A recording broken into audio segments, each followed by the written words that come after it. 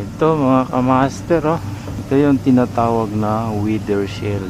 Protected to sa hangin, sa likabok, at saka yan, para hindi ma-direct ang driver. So, protector niya.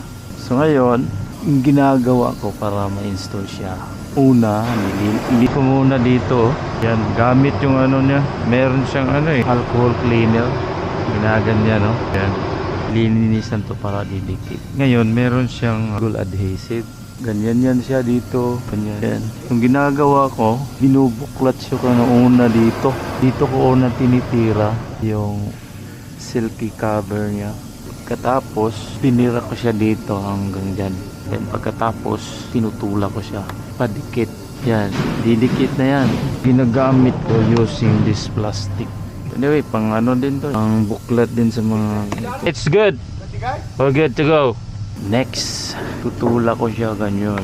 Didikit na yung adhesive niya. Using this hanggang dito. Pagkatapos tirahin mo na siya pababa. Dali na lang itong itulak. Malinis na yan dyan, oh. Malinis na yan. Yan. So, nang pinutulak ko ito. Tama ba siyang itulak? Ganyan, hindi natin ito. Kailayan natin ng kamay. Tapos dito, tutulak mo rin itong ano niya.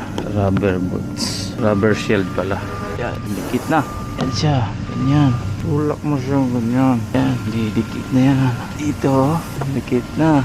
Kailangan mo siyang tarasahin. Ganyan. Ganyan, oh. Dikit. Dikit. Okay, ganyan. Tapos meron siyang screw dito, holder.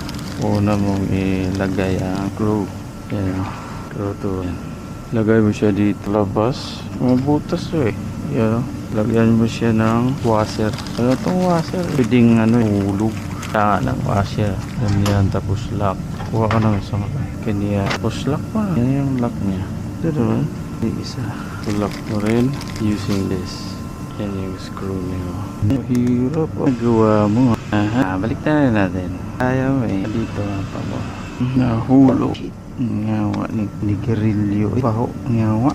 Fagis.